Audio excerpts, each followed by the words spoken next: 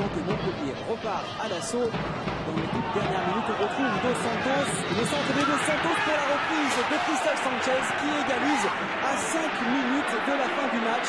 2 points qui s'envolent pour Toulouse, 1 point qui revient dans l'escarcelle Montpellier-Rennes. Un partout, c'est le score final. On revoit le très bon travail de Manuel Dos Santos pour le but de Sanchez qui était rentré un petit peu plus tôt à la place de Bakayoko. Un partout, c'est finalement un score équitable. Il a sa place, mais là il vient encaisser un premier but.